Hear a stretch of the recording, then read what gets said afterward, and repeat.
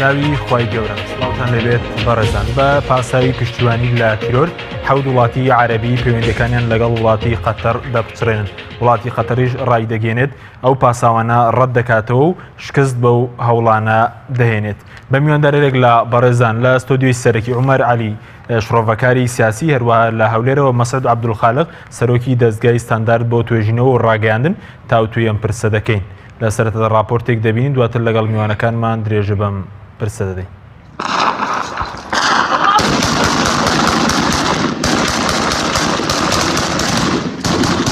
بە تۆمەتی پشتگیریکردن لە تیرۆر و دەزوەردان لە کاروباری ناوخۆی وڵاتەکانیان، هەریەک لە وڵاتانی عەرەبستانی سعودی و میسر و ئیمارات و بەحرەین و لیبیا و یەمەن پەیوەندیە سیاسی و دیبلۆماسیەکانیان لەگەڵ وڵاتی قەتەردا پچڕان. هاوکات ئاسمان و بەندەرەکانی وڵاتەکانیشیان بەڕووی فڕۆکە و کەشتیەکانی دەوحەدا داخست و ماوەی 14 کاتژمێریان بۆ گەشتیاران و هاوڵاتیانی قەتەری داناوە خاکی وڵاتەکانیان جێبیێڵن.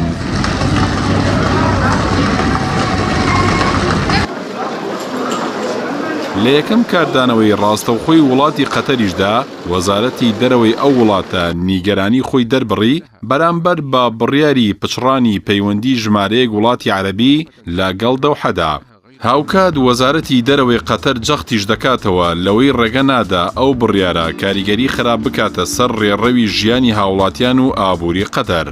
خاطر الإرهاب والتطرف، فإنها قررت قطع العلاقات الدبلوماسية والقنصلية مع دولة قطر كما أو هنگاوي هەریەک لە وڵاتانی سعودیە و ئیمارات و میسر و بەحرەین و یەمەن و لیبیا لەو بانگەشەیەوە سەرچاوەی گرتووە کە ئەو وڵاتانە باسی لێوە دەکەن و قەتەر بە پشتیوانی ئیخوان موسلیمین و ئاجێنداکانی کۆماری ئیسلامی ئێران دەکات. هەرچی کۆماری ئیسلامی ئێرانیشە لە زاری یاریدەری سیاسی حەسەن ڕۆحانیەوە هەڵوێستی بە شێوەی ناڕاستەوخۆ خستۆتە ڕوو لە ئاماژەیەکدا بۆ سەردانەکەی دۆناڵد ترامپ سەرۆکی ئەمریکا بۆ سعودیە ڕایگەیاندووە ئەوەی لە بەرامبەر قەتەر ڕوودەدات ئەنجامی سەرەتایی سەمای شمشێرە. حەمید ئەبوتاڵیبی یاریدەری کاروباری سیاسی ڕۆحانی ئەوەشی وتووە بڕیاری ژمارەیەک وڵاتی عەرەبی بۆ بڕینی پەیوەندی لەگەڵ قەتەر یارمەتی کۆتایی هاتنی قەیرانەکانی ڕۆژهەڵاتی ناوەڕاست نادات. جەختیشی کردوێتەوە سەردەمی بڕینی پەیوەندیە دیبلۆماسیەکان و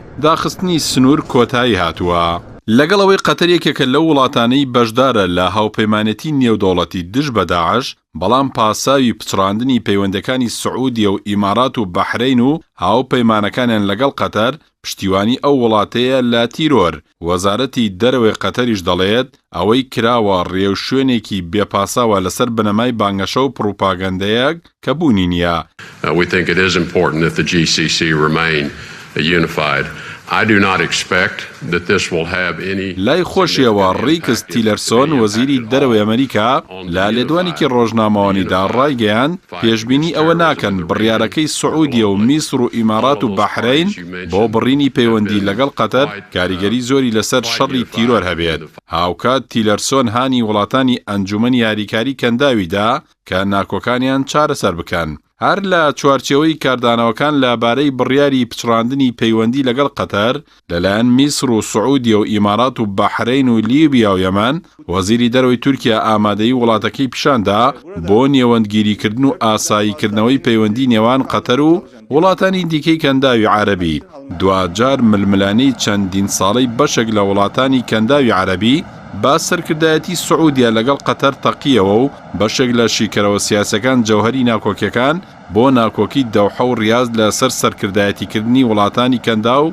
دەژێڕنەوە. ئەمە جگە لەوەی قەتەر پشتیوانی خۆی بۆ پرۆژەی ئیسلامی هەڵقوڵاوی مەدرسەی ئیخوان موسلیمین نەشاردوێتەوە. ئەمەش پێچەوانی ئەو مەنهەجەیە سەلەفیە مەدخەلیەکان کە سعودیە دەیەوێت لە نێو وڵاتانی عەرەبی و ئیسلامی بیگەشتێنێت و پایەکانی بەهێز بکە.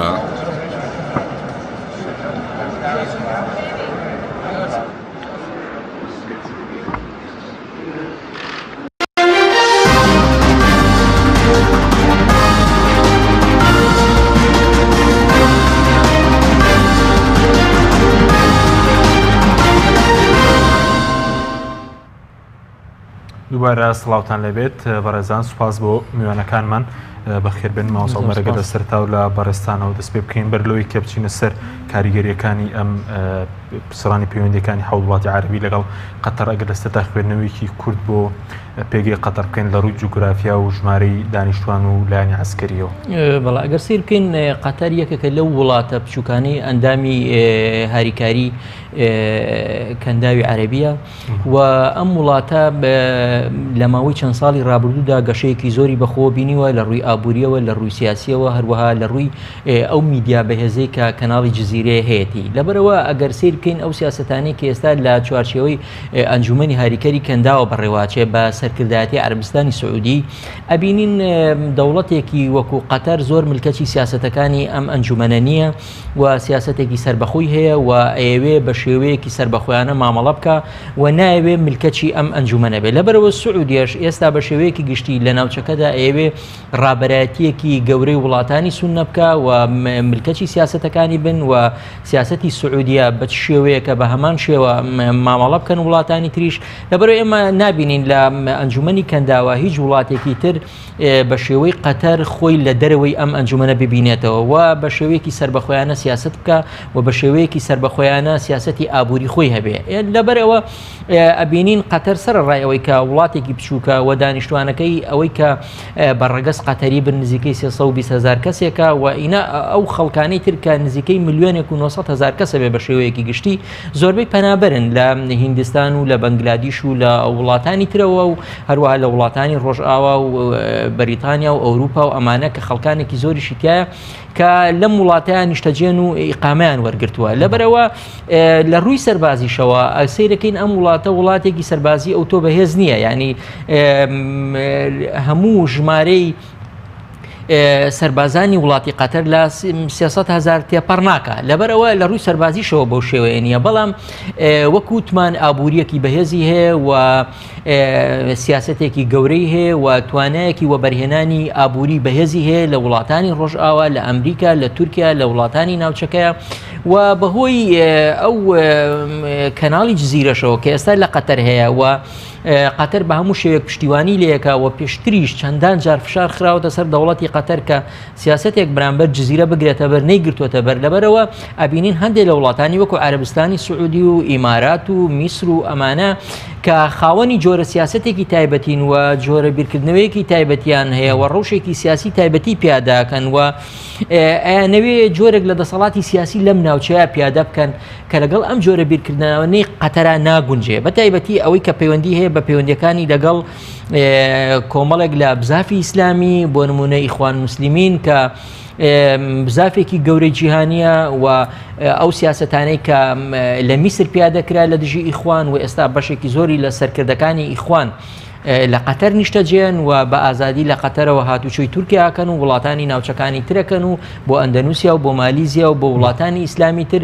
و بەشێک لە کۆنگرە و کۆبوونەوەکانی هەندێک بزافی ئیسلامی وەکو حەماس و هەندێک بزافی تر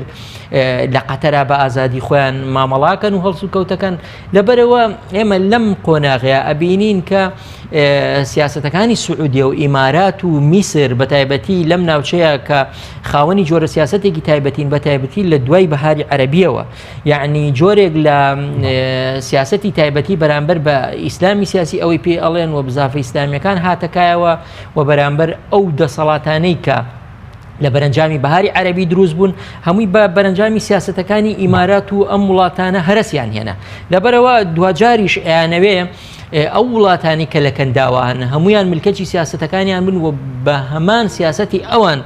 بڕۆن بەڕێوە. لەبەرەوە لە وڵاتێکی وەکو قەتەر قبول ناکەن کە بەو شێوەیە بە پێچەوانی سیاسەتەکانیوانەوە مامەڵە بکەن. سپاس دەکەم دواتە گەرم وڵای بەڕێز ئەگەر بچین هەورێ لای مامۆستا مەسعود عەبدولخالق. مامۆستا مەسعود زۆر سپاس بۆ بەشداریکردن لە بەرنامەکەماندا. خوێندنەوەی بەڕێزت بۆ پسڕانی پەیوەندیەکانی ژمارەیەک وڵاتی عەرەبی بە سەرکردایەتی سعودی لەگەڵ وڵاتی قەتەر چیەوە پێت وایە ئەم بڕیارە چ کاریگەریەک لەسەر ناوچەکە و خودی وڵاتی قەتەریش دروست دەکات؟ بەنای خوای گەورە و میهرەبان. خۆی لە ئەسڵدا ینی دروستبوونی وڵاتانی کەنداویەکەیەکە لە سەردەمی بەریتانیا بوارێکە بە مۆری پەنجەی خۆی و بە مابەستێک دروستکان دوای بەریتانیا کە لاواز بوو تەسلیمی ئەمریکا کران زۆربەی قەواعیدی ئەمریکا و وڵاتانی ڕۆژئاوا لە وڵاتانی کەنداوە تا ئێستاش ینی وڵاتانێکن وەکو سعودیە و ئەو بەحرین و ئیمارات زیاتر وڵاتانی محافیزکارن یعنی دانەوێ نفتی بفرۆشن و بژین و بە پادشایانە و ئەوانیش ڕعیە بن هەرچی قەتەرە من لە مامۆسای هەندێکم جێرێ بوو باشی تێنەگەیشتم وەڵا ئەگەر دووبارە بوو ئاساییبی قەتەر لەو ماوەی تەتەوراتێکی زۆر گەورەی بە دەستێنایە لە هەموو ڕووەکانەوە لەسەر ئاستی جیهانیش ینی لە وەتەری دیپلۆماسی زۆر عەجایب دەدا لە زۆر لایەن لەگەر سعودیە و یانیانەوەی پێی دەگوترێت تەوەری سعودیە بەحرین ئیمارەت لێکجیا بوون تەوەری سعودیە زیاتر لە ئەنجیری سەلەفیەت دەکا هەرچی قەتەرە لە ئەنجیری حەرەکاتی ئیسلامی تر دەکا بە تایبەتی ئیخوان موسلیمین وەک لە ئەوی پێی دەگوترێ بەهاری عەرەبی باشتر دیار بوو سعودیەوان زۆر دڵگران بوون ببوونە شوێنی داڵدەی هەڵاتوەکانی ڕیسە لێخراوەکان هەرچی دۆ ئەوەیە قەتەرە پاڵپشتی حەرەکات و پاشپشتی شۆڕشەکانیان دەکرد لە سووریا ماڵوێستیان لێکجیایە لەبارەی ئیعلام لەبارەی قەزیەی فەڵەستین و حەماس و لە بینی حەماس و منەظەمەی تەحریر زیاتر سعودیە پاڵپشتی دەکا حەماس زیاتر قەتەر و لە هەرە گەورەکەشیان ئەو کێشەی نێوان سوننە و شیعە کە سعودیە ڕاستەکەی لەوەی زۆر سەرکەوتوو بوو لەگە ئێران ململانەیەکە بکاتە ململانەیەکی مەزهەبی ڕاستە ئێرانیش بەخۆی ڕەهەندی مەزهەبی هەبوو بەڵام ئەو توانی زۆر گەورەی بکاتە هەر هەمان ئەو دەوڵەتەی ئێران لە سەردەمی شای ئێران سعودیە لەگە شای یعنی هەمومان دەزانین چ دەورە چێ چۆن لە خزمەتی شای ئێران بوو بەڵام کە شا دەگۆڕدرێ هەر عینی شیعەیە بەڵام شیعەیەکی تر ئەجارە جۆرێکی ترەوەکەوەی عەبدولحەمید کشکات خۆی وەسفی کرد سعودیە کەوتە ململانەیەکی زۆر تون لەوی سەرکەوتوو بوو توانی ململانەیەکەی لە بینی سعودیە و ئێران بیکاتە مەزهەبی ئەو قەتەر باو ئیتیجاهە نەبوو قەتەر جۆرێک لە پەیوەندی خۆی هێشتەوە وە لە ئاخیر جاریش ئەوەی کە ڕووی داوەیە کە سعودیە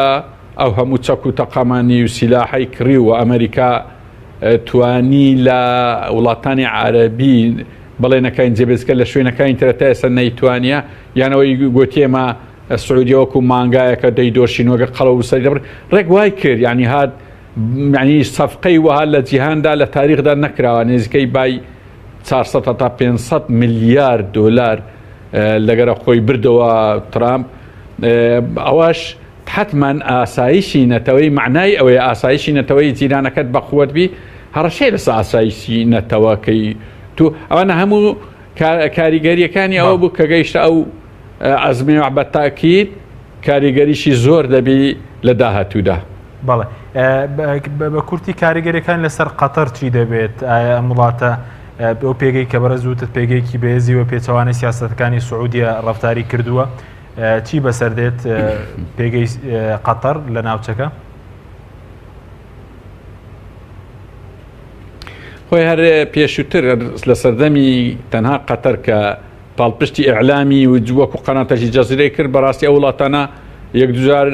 وەکو برەی تەحزیر و شیاری زۆر توندیان داوە و وەزعیان پێ قبول نەدەکرد بەڵام خەڵکەی زۆر وا تێدەکا یعنی ئەو وەزع بگاتە هەڵمەتێکی عسکرینە لەبەرەوەی قەتەریش قەواعیدی ئەمریکی لێ بەتایبەتی عودەیدا گەورەترین قاعیدەی ئەمریکی و هەرە مهمەکە لەوەیە هیچ شێشە و هیچ مەترسیەک نییە لەسەر قەتەر بەزەوەی ڕوودەدا ئەوەیە باشکرا لە سەئاستی جیهان سعودیەوانە بە شەرمەوە لەبەرەوەی علامەتی ئیستیفهام و پرسیارەشی زۆر لەسەر سەلەفیەتێکە دەرێن دایکی ڕاستەقینەی داعشە هەرچی قەتەرە بەبێ شەرمانە دەتوانی لەسەر وەتەری حەساسی ئیسلامیەکان ئیش بکە لە جیهان هەتا تەنانەت ئەوانەی کە وەکو حرەکەی وەکو حرەکەی تالیبان کە لای ئەمریکا زۆر حساسە ئەو دەتوانی ئیش لێ بکە حتمما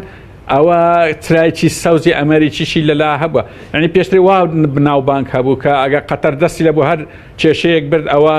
لە ژێرەوە ئۆکەیەکی پێدرایە لەلایەن ڕۆژ ئاواوە. بەڵێ سپاس دەکەم دواتر برێمەوە لای بەڕێستان بەوس ئەومەر سەبارەت بووی کە وتت کێشەی ئەوەی کە ئێستا کێشە هەیە لە نێوان سعودیە و قەتەر سەبارەت بە ڕابەرایەتی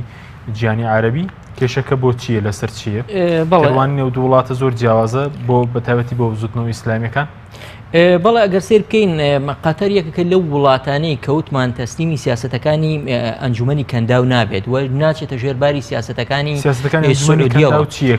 سیاسەتەکانی سعودیەوە ئەوەیە بە شێوەیەکی گشتی وەکو مامۆستا مەسعودیش باسی کرد یعنی بە شێوەیەکی گشتی ئەم دەسەڵاتانە کۆمەڵە دەسەڵاتی محافەزەکارن و لە ڕووی سیاسیەوە هیچ بەرەو ڕووبوونەوەیەکیان نییە لەگەڵ دەرەوەی خۆیانە و هیچ ئەجیندایەکی سیاسیان نییە و هیچ بەرنامەیەکیان نییە بۆ کرانەوە بۆ ئازادی بۆ دیموکراسی و بۆ هەموو ئەم بابەتانەی ترکە لە وڵاتانی ناوچەکە و لە جیهانی ئیسلامیدا ڕوادەن بەڵکو ئەمانە ئەیانەوێ ئەو بارودۆخە سیاسی کە خۆیان هەیەە دەستی پێوە بگرن و درێژە بەو شانشینەی خۆیان بدەن بەو شێوەی کە هەیە و لەبەرەوە لە بەرامبەر هەر بزافێکی سیاسی نوێ هەر کرانەوەیەکە هەر داوای مافی چاری خۆنووسین و ئازادیەکە ئەمان ترسێکی گەورە دایانەگرێت لەبەرەوە ئێمە ئەبینین هەر ئەو کاتە وڵاتانی سعودیە و وڵاتانی کەندا و بە شێوەیەکی گشتی ترسێکی گەوریان لە بەهاری عەرەبی لێنیشت لەبەرەوە ئەیانەوێ بە تەواوی ئەو مەترسیە بنبڕ بکەن و هەر ئەو کاتی کە ئیخوان لە میسرا سەرکەوت وە حرەکەی نەهزا لە هەڵبژاردنەکانی تونسا بردیەوە و بە هەمان شێوە ئیسلامیەکان لە سووریا و لە یەمەن و لە ئەوە بەرەو سەرکەوتن ئەچوون کۆبوونەوەیەک لە نێوانی وەزارەتی ناوخۆی عەرەبستانی سعودی و ئیمارات و CIA ئەمریکا ڕوویداوە و نوێنەرێکی CIA بەڕاستی مەترسی ئەوە ئاخاتە بەردەم عەرەبستانی سعودی کە ئەگەر بێت و بەهاری عەرەبی درێژە بچێشێ و ئەگەر بێت و ئەم دەسەڵاتانە سەرکەوتوو بن لە ئیدارەی سیاسی لە میسر و لەو ناوچانی ترا ئەوە قۆناغی دووهەمی ئەم ڕاپەڕینانە ئەگاتە ناوچەی کەنداو و کە گەیشتە ناوچەی کەنداویش ئەو کاتە نە دەسەڵاتی سیاسی و نە پارە و نە ئابوووریە بەهێزەکەتان و نێ شتێکتان فریاتان ناکەوێت لەبەرەوە ئێوە هەرچیتان کردووە ئەگەر لە بواری ئابووری بێ لە بواری سەربازی بێ لە بواری سیاسی بێ و لە بواری هەماهەنگی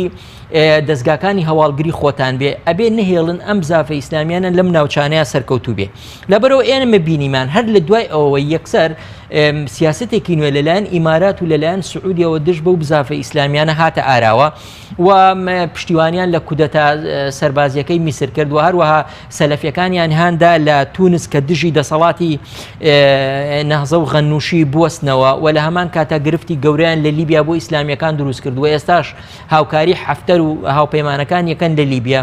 و لە هەمان کاتە لێمەنیش بەو شێوەیە دژاتێکی زۆری بەرەی ئیسلاحیان کرد کە لەوێ هەبوو لەبەرەوە بە شێوەیەکی گشتی دژاتی کردن و ڕێگرتن لە سەرکەوتنی بزافی ئیسلامی لەو ناوچانە بووە سیاسەتێکی دیاری سعودیە و ئیمارات کە ئەمەش لەلانی ئیسرائیل و پشتیوانیە کرا و لەلانی ئەمریکاشەوە پشتیوانیە کرا و تەنها وڵاتێک کە تەسلیمی ئەم سیاسەتە نەبوو لە ناوچەکەوە لە ناوچەی کەنداوە بریتی بوو لە قەتەر بە پێچەوانی ئەو سیاسەتانەی ئەوانەوە لەگەڵ ڕاپەڕینەکان بوو پشتیوانی لە بەهاری عەرەبیە کرد پشتیوانی لەو دەسەڵاتە سیاسی نوێیانە کرد کە بەهۆی دیموکراسی و هەڵبژاردنەوە لەو ناوچانەیە سەری گرتبوو لەبەرەوە ئێمە ئەبینین هەر لەو کاتەوە دوژمناتی و ناکۆکیێکی زۆر لە نێوان سیاسەتەکانی قەتەر و سیاسەتەکانی سعودیە و ئیمارات و ئەمانە ڕوویدا بەڵام قەتەر تەسلیم نەبوو یعنی قەتەر بە هەمان شێوە درێژی بە پەیوەندیەکانی خۆیدا لەبەرەوە ئەبینین ئەمان دێن پشتیوانی لە ڕژێمە عەسکەرتار و تاگڕە و دیکتاتۆرەکانی ناوچەکەکە بەڵام بە پێچەوانەوە قەتەر پشتیوانی لە ڕاپەڕینی گەلان و بزافە سیاسیەکان و بەو شێوەیە کرد لامان کاتا قەتەر خۆ پەیوەندێکی باشی لەگەڵ ئەمریکەکانیشا هەیە و هەروە پەیوەندێکی لەگەڵ ئیسرائیلیەکانیشا هەیە و بنکەی سەربازی ئەمریکی لە ناو قەتەرا هەیە و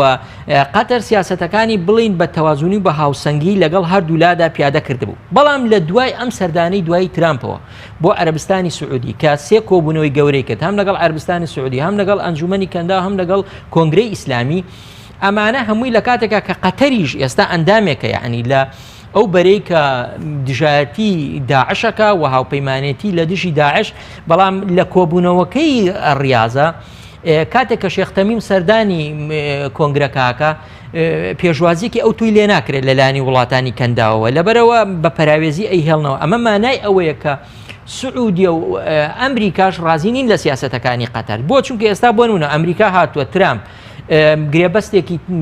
بای 450 میلیارد دلاری بۆ ماوەی 10 ساڵ لەگەڵ عەرەبستانی سعودی مۆرەکە بای 110 میلیارد چەکی پێ ئەفرۆشێ و یعنی کۆنتترۆلی ئابووری سعودی و کەنداوی کردەوە بەڕاستی یعنی ئەمریکا ئەم ئیدارە نوێی کە هاتوۆتە پێشەوە ئیدارەیەکە ئیداری بازارڕەکە ئیداری سیاست ناکە لەبەرەوە کە ترامپ خۆشی پیاوێکی بزنسمانەوە لە ناوەندە بازرگانیەکەەوە هاتوۆتە ناو سیاستەوە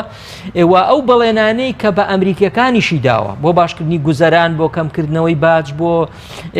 کرانەوەیەکی ئابووری زۆر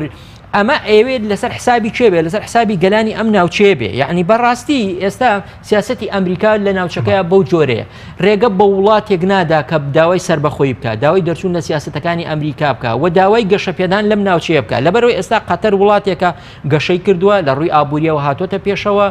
و جۆرێک لە جۆرەکان سیادەی خۆی و سربەخۆی سیاسی خۆی پاراستووە هەر بە هەمان شێوە کە لەگەڵ تورکیا مامەڵەکرا تورکیاژ یعنی کە گەشەپێدانێکی بەخۆیەوە بینی زۆرتر گوێبیستی سیاسەتەکانی ئەمریکا نەبوو ویستی سیاسەتێکی سربەخۆیانە پیادە بکە لە ناوچەکەیە لەبەر ئەوان ئەم جۆرە وڵاتانەیان ناوێت جۆرە وڵاتانێکیان نەوێت کە ملکەچی سیاسەتەکانیان بن لەبەرەوە ئێمە ئەبینین ئەم سیاسەتە نوێش کە لە ناوچەکەیە بە تایبەتی ئێستا ئەوەی لە ئارایە هەر لە دوای سەردانەکەی ترامپەوە ئەم هەڵوێستانەی ئەم وڵاتانە ڕوویدا لەبەرەوە جۆرێک لە هەڵکردنی گڵۆپی سەوزی ئەمریکی هەیە ئەگەر یارمەتی هەبێ ینی لە ئەمریکاش پێش ئەوەی ئەم ڕووداوە ڕووبدا یعنی لە مانگی ڕابردوو لە ماوەیەک لەمە و پێشەوە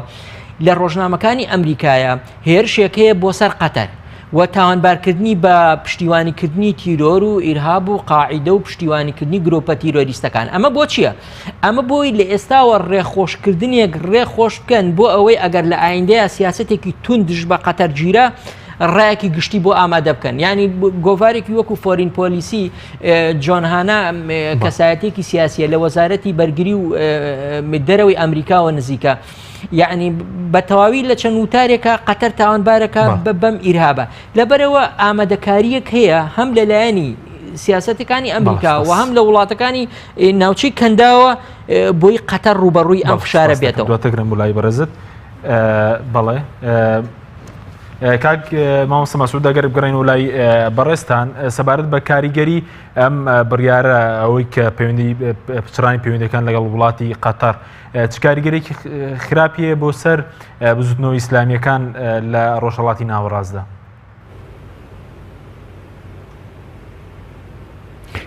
یەک خاڵ گرنگ چکە مامۆستا تەحلیلێکی زۆر جوانی کرد مادەم وا جوان بوو باو خاڵەش ئیزافەکەین لەبارەی سیاسەتی نوێی ئەمریکا و قەتەر خۆی سیاسەتی ترامپ وای کردیا با بڵێن منزومەیەکی موحەدی سیاسی ئەمریکی جارێ بەرجەستە نەبی وەکو جاران ینی بووە باڵباڵ ینی ڕەنگە کۆنگرێز لەگەر سیاسەتی ترامپ تۆزێک جودا بیان مەجلیسی ئەمنی قەومیان ئەو think تانکەکان ئەوان ینی قەتەر پاڵپشتی بە قووەتی لە ناوە خۆ هەیە ئەگەرچی ترامپ هاتووە و کۆنگرەی کرد و لەوێ ئەو ئیستقبالەی قەتەر بەباشی نەکرا بەڵام لە ناخی ئەمریکای پاڵپشتی قەتەر زۆر بەهێزە وەکو وڵاتانی تر نییە ینی لەوەی دەبی بڕک ورد تەمەشا بکەین لەبارەی کاریگەریەکانی ئەم پێم وایە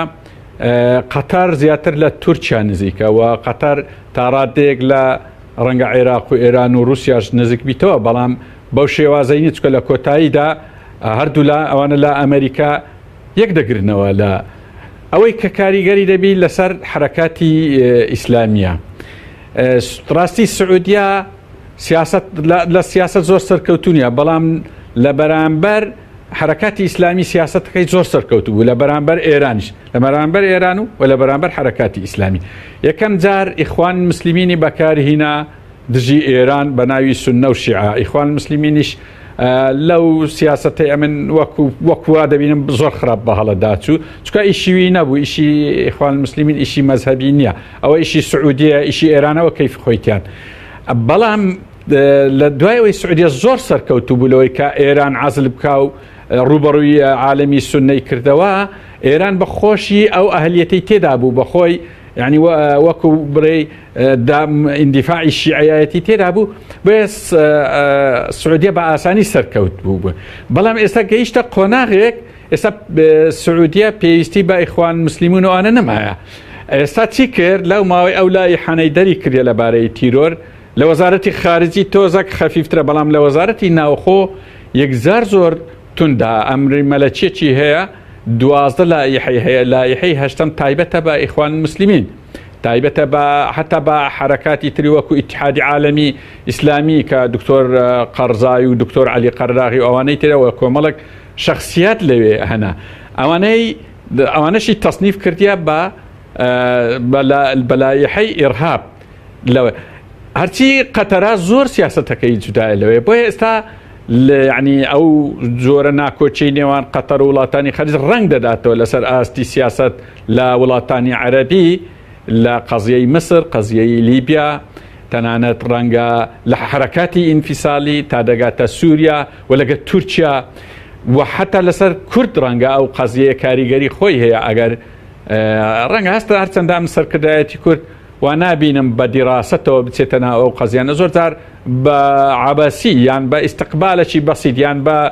پێدا هەڵگوتنەکی سادەی قەدیمی کلاسیکی هەردەخەرەتێ نازانی ساوجا و سەر استراتیجەکەی خۆی ببینتەوە یان ئەو دەواازەی کە خۆی پێدەگوترێ یعنی ئەوانە هەموو کاریگەرن بەڵام لە بیرشمان نەچی ڕەنگە جوودەک بکرێ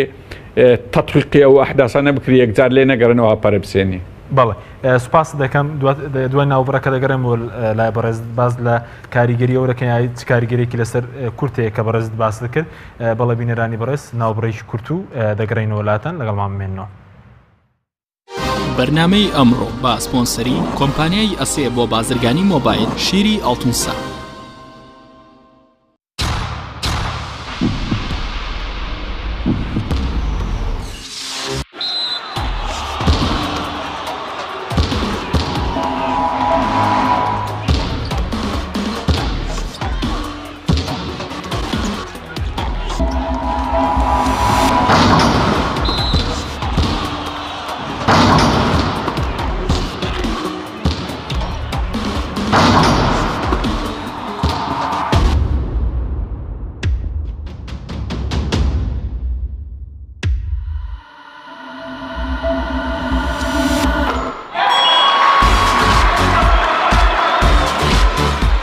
سەرکەوتنە گەورەیە تەنها شیری وشکی ئەڵتونسای تەمێکی ڕاستەقینە و 100% سروشتی نۆشی کە و هەمیشە بە بەهێزی بمێنەرەوە. ئەسێ ئەمڕۆ جیاوازتر دەردەکەوێت. ئەسێ ڕنگ و هێز و توانایەکی نوێ پێشکەش دەکات. زیرەکێکی ڕاستەقینە و متمانە پێکراوە. ئەسێ Q6 نوێترین مۆبایلی زیرەکە و کردنەوەی لەلایەن پەنجەمۆری خاوەنەوە کار دەکات. ڕامی 3 گیگابایتە و میمۆری 32 گیگابایتە و کامێرای سەرەکی 13 مێگاپیکسلە و کامێرای پێشەوەی 8 مێگاپیکسلە. ئەسێ یەکەمین مۆبایلی مارکەی کوردی 4G LTE. کۆمپانیای بەیزا لە پێناو بەرەنگاربوونەوەی قەیرانی دارایی و پێشکەشکردنی باشترین ئامری کارەبایەتی ناوماڵ کۆمپانیای بەیزا بووە بریکاری گشتی کۆمپانیای زەمگی ئیتالی هەروەها فرۆشتنی بەرهەمەکانی باقیستی هەژدەمان بە هاوڵاتیان سەلاجە و موجەمیدە هەموو جۆرەکانی سپلێت تەلەڤیزیۆن و تەباخ و مڕەشەح فرن و مایکرۆ گسکی کارەبایی غەسالەی جلشتن و قاپشتن بەیزا مامی هاوڵاتیان.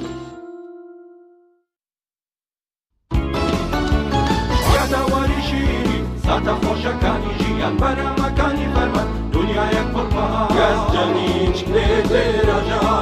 نوقی ترچ ژیرینا هەمیشە خۆشیێنا بۆ ئێوارە موتان فەرمان ئەی ئەوڕێی خانەوادان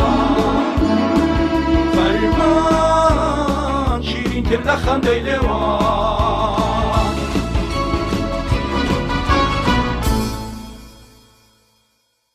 کۆمپانیای دنیا دیکۆر. کۆمپانیای دنیا دیکۆر ئامادەیە بۆ دانانی دیکۆراتی ماڵ و شوێنە گشتی و حکومیەکان. کۆمپانیای دنیا دیکۆر هەڵدەستێت بە دروستکردن و دانانی کەوانتەر و ژووری نووسن و ئۆفیسی گەشت و گوزار و جبسم بۆردی مەغریبی و کاغەزی دیواری ئیتاڵی و تەختەی ئەرزی تورکی و ئەڵمانی و جیاکردنەوەی هۆڵ بە SDF و MDF و داری سروشتی. کۆمپانیای دنیا دیکۆر دنیایەک بۆ دیکۆراتەکانتان. ناونیشان سلێمانی فەرعی یەکەم شەقامی بازنەی مەلیک مەحموود بەرامبەر پارکی مەلیک مەحموود. فەرعی دووەم شەقامی بازنەی مەلیک مەحموود بەرامبەر سۆپەرمارکێتی ئاڵتون. فەرعی سێیەم ناوچەی پیشەسازی یەک بەرامبەر تاقیگەی بیناسازی. کۆمپانیای دنیا دیکۆر. تۆپ ئارت تاکە بریکاری تۆڕی میدیایی کۆمەڵ بۆ دروستکردن و بڵاوکردنەوەی ڕیکلام. تۆپ ئارت.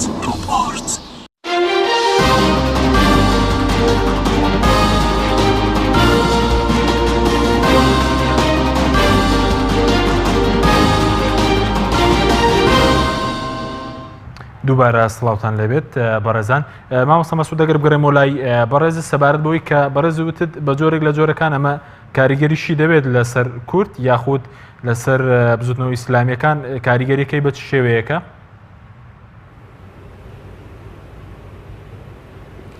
خۆی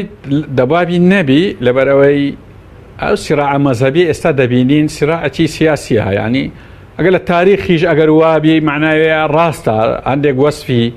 ململانی نێوان سونە و شیعە بە ململانەیەکی سیاسی دەکەن ئەگەر لە تاریخ نازانم چەندە ڕاستە بەس ئێستا بە تاکید ئەوە ڕاستە پەیوەندێکی وای بە ئاین نییە ئیسلام لە جێ خۆیتی زۆر دوورە لەو ململانەیە بێمەعنایەت و سونە و شیعە یەکتر ئیبادە بکەیت ینی کوردستان عادەتەن لەوەی دوور بووە کوردستان پێکەوە ژیانەکی گشتی هەیە سونە لەگەر شیعە لەگەر یێزیدی لەگەر کاکەی لەگەر تورکمان لەگە هەموو ینی پێکەوە ژیانی کوردستان هەرچەندە داگیرکران زۆر جارویستیان ئەو دیمەنە جوانە تێک بدەن دەبینیم لەو دوایەی هەندێک ئەو دەسائیسەی سعودیە گەیشتە کوردستان و ڕەنگە ئێرانیش ئەو دەورەی هەبوو بیچکە ئێرانیش بخەتەن زەن شیعە تەعەسوبەکی زۆری مەزهەبی هەیە و لە ئەو لەولایە ینی کەواتە دائیمە لە لای سعودیەش هەست بە دەستەکەی دەکرێت گەیشتە کوردستان کە هانی ئەو ئەو جۆرە ململانەیە دەدا حەق وابوو ینی ئەم نەو ڕەخنەکی برایانە لە حیزبە هەندێک لە حیزبە ئیسلامیەکان زۆر چوونە ناو ئەو ململانەیە هەندێک مامۆستای ئاینی دڵسۆزیش نازم بۆ هەڵخڕەتان زۆر چوونە ناو ئەو ململانەیە لە قازانجی سعودیە و ڕنگ یانە من نەمدیتەوە لە قازانجی ئێران ڕەنگە ئەویش هەبووبی یانە من نەمدیتە ئەوە زۆر خراپ بوو و لەسەر ئاستی سیاسیش یعنی ئەوە لە ڕووی لایەنی حرەکاتی ئیسلامی لە لای حرەکاتی عەلمانیش دووبارە هەردوو حیزبی گەورە جۆرێک لە دابەش بوون بەو شێوازەی دابەش بوون لە بینی سونە و شیعی ڕۆژهەڵاتی ناوەڕاست حەقوا بوو لەوەش دابەش نەبن چکە ئێمە وازح دیارە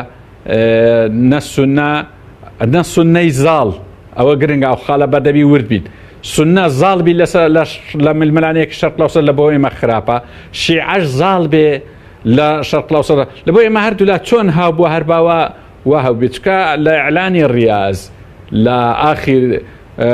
کۆنگرە بەڕاستی مادەکانی بە تایبەتی مادەی چاری فەقرەی چاری مادەی یەک و هەروە تەواوی بەندی چارە زۆر خراپ بوو لە بۆ کوردستان چکە جارش گەڕانەوە سەر ئەوەی اعتراف بە حکووماتی شەرعی و وەحدەت الئەراضی ئەو دوو مستەلاحە هەردەم لە هەر ڕێکەوتنامەیەکی بوو کورد لێی دازرە ئەتە بەگشتی دائیمەن وفاق و تەکەتولاتی ئیقلیمی لە بۆ کورد زیان بەخشە ئەگەدار بین ئەوانە لە کۆتاییدا سعودیە و خەلیج و ئەوانە پاسەوانی سایکس پیکۆش لە بۆ ئێمە زیندانیا گەورەکەیە سەرکردایەتی کورد ئەو معادلە معقدانە نازانین بۆ یەگەلێ جار تێدەکەوی تێکەوت جارێکیان لەوەی بوو کە داعش هاتە ناو عێراق و خەریک بوو تووشی کێشەیەکی گەورە بین تێکەوتووە لە هەندێک کێشەی ترکە لە سەروەختێک بە دیار دەکەوی ڕەنگە یعنی دافعی وەتەنی کردبی ویستبی لەو بینەی دەوڵەت خۆڕاستە ئەم با قسەک حەقیقی برین هەر حرەکاتێک دێ دژی سایکس پیکۆ دژی ئەو سنوورە دەستکردانەبی لە بۆ ئێمەی کورد باشە کاتە داعش هات سەرڕای ئەو وەحشیەتەی خزمەتەکی بە ئێمە کرد بەڵام ئێمە ئامادەکاریمان نەبوو پێ هەر خەرەتان بەس لە زۆر ڕۆوە هەندێک زەمانات درا بۆ کورد ئاگای لێ نەبوو کە ئەو زەماناتانە چۆنە و چەندە بەقووەتە تووشی کێشەکان بووین هەنێ خاڵی تریش هەیە وڵاگەر مەجال هەبی باسی بکەین فەرمووەگەر بە کورتی بێ سوپاس دەکەین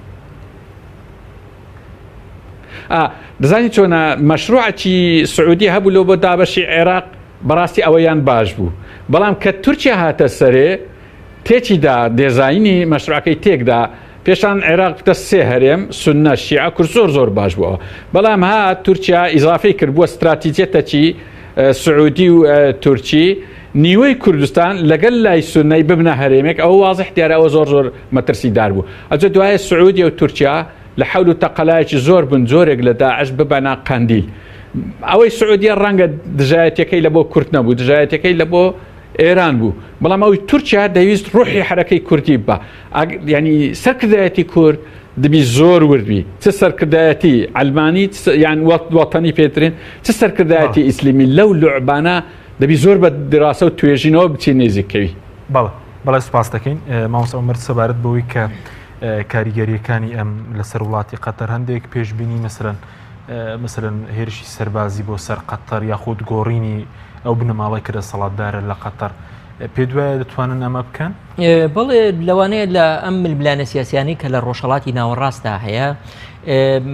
هەموو سیناریۆ سیاسیەکان کە ئامادەکرێن ئەگەری جێبەجێکردنیان هەبێ. یعنی ئێمە بۆ چکە لەم ناوچەیە ئەژین ناوچەیەکی ئاڵۆزە و ناوچەیەکە کە سیاسەتی دەولی هەڵوێستێکی ڕاستەوخۆی نییە بۆ پشتیوانیکردن لە وڵاتانی ناوچەکە لە گەلانی ناوچەکە لە ئازادی لە مەسەلەی دیموکراسی لەم شتانە و ئەبینین کە سیاسەتەکانی ئەمریکاش لەم ناوچەیە جارێکی تر گەڕاونەوە بۆ پشتیوانیکردن لە ئەو سیاسەتەی کە زوو کیسنجەر هەیبوو کە پێوت الفەوضە الخەلاقە یعنی ئاڵۆزی بنیاد نەرواتە تۆ لە ناوچەکەیە ئەگەر هاتوو سیاست بە دڵی تۆ نەبوو ئەگەر هێزەکان پشتیوانیان لە تۆ ناکرد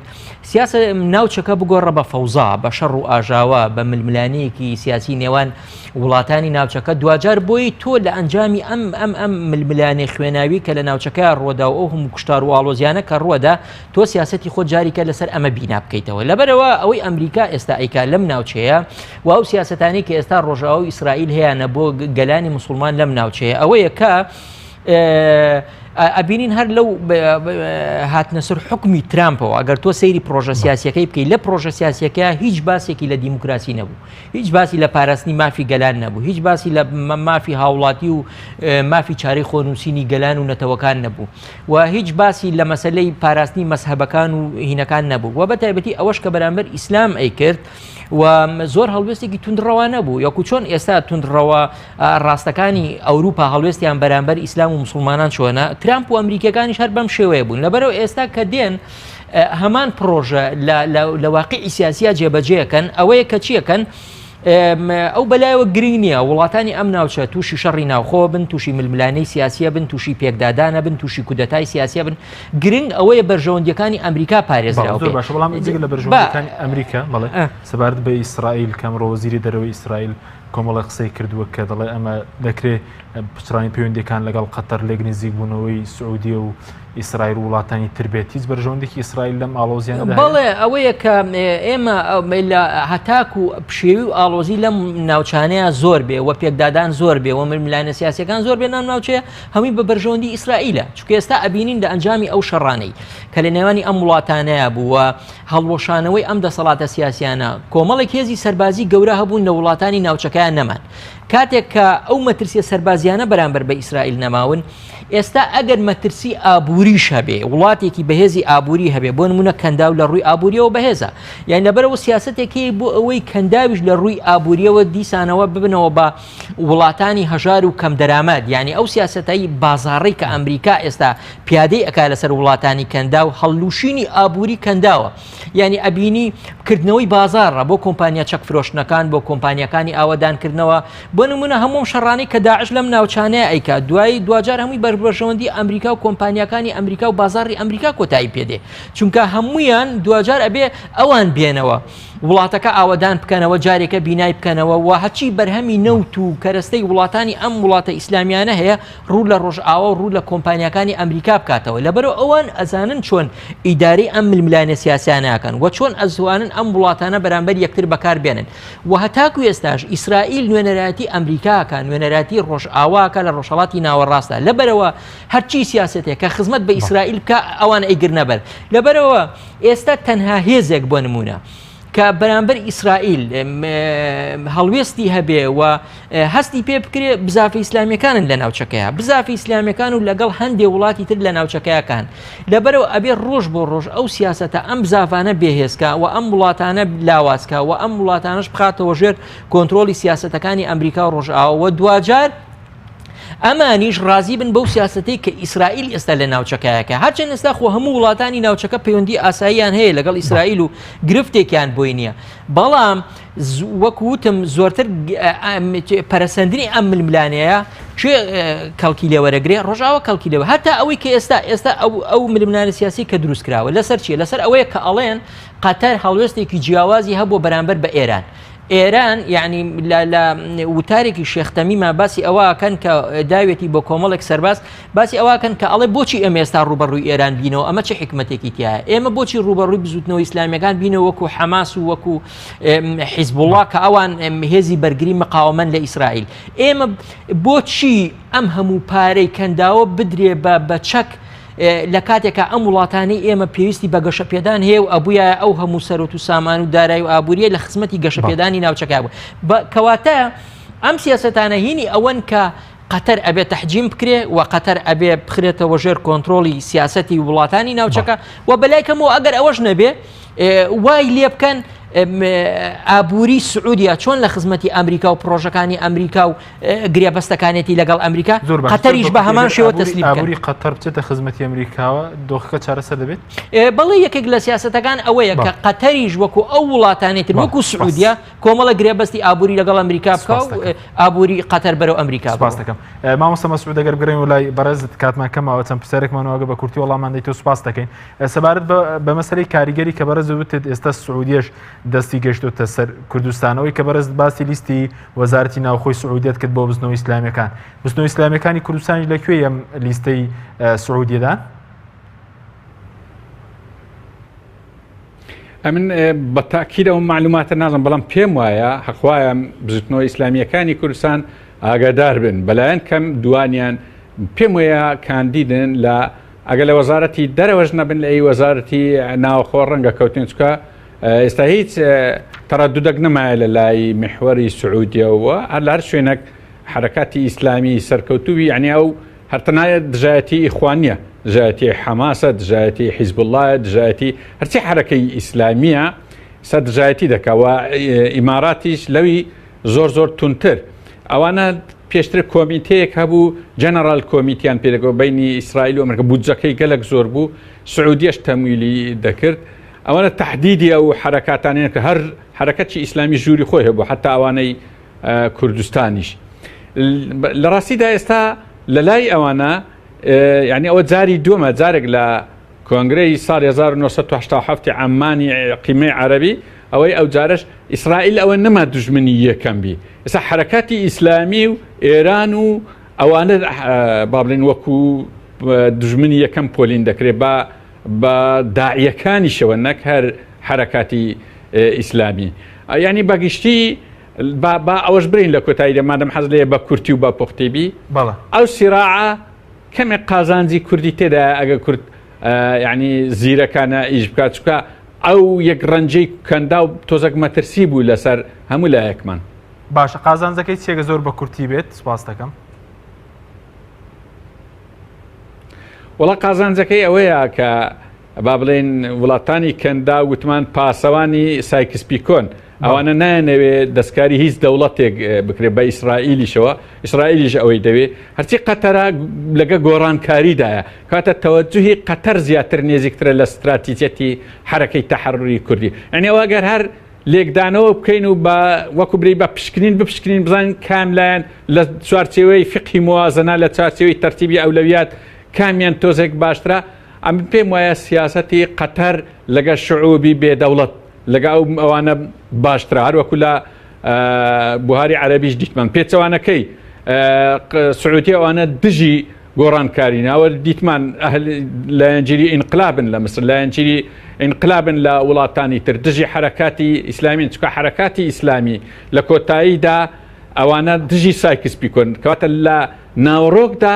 یعنی لەگەر حرەکەی تەحەڕوری کوردی لێک نزیک دەبنەوە بێ ئەوەی ویستی خۆیان بی بەڵێ سپاس دەکەم مامۆستا خولەکیش بۆ بەڕێز سەبارەت بەوەی کە ڕۆڵی ئێران و تورکیا لە مەسەلەی پشتگیری قەتەر پێ دوێت قەتەر دەتوانێت سەرکەوتو بێ کەوانە پشتگیریان بۆ دەربڕیوە بەڵێ لە ئەنجامی ئەوەیە و کاردانەوەی هەڵوێستی سیاسی ناوچەکە وڵاتانی ڕۆژاوە تەنانەت لە هەڵوێستی وەزارەتی خارجی ئەمریکاشە پشتیوانیان لە قەتەر کرد و تورکیا و ئێران لەبەرەوە پشتیوانێکی زۆر هەیە بۆ قەتەر لەبەرەوە هەروە ئاسان نییە دەستبردن بۆ قەتەر و قەتەریش پێگەیەکی گەورەی هەیە هەرچەند وڵاتێکی بچووکە بەڵام پشتیوانێکی گەورەی لەلایەن سیاسەتی وڵاتانی دەرەوە هەیە بەڵام لە هەمان کاتیشە هەموو سیناریۆکانی تیش کراوە بۆ ئەنجام علی شڕۆڤەکاری سای زۆر سپاس بۆ بەڕێستان کە لە سودوی لەگەڵ ماوەی هەروە زۆر سپاس بۆ بەڕێز مەسعود عەبدولخالق سەرۆکی دەستگای ستاندارد بۆ توێژنەوە ڕاگەیاندن کە لە هەولێرەوە لەگەڵ ماوەی سپاس بۆ بینەرانی بەڕێز سپاس بۆ هاوکارانم تا بەرنامەیەکی تر خواتان لەگەڵ Thank you.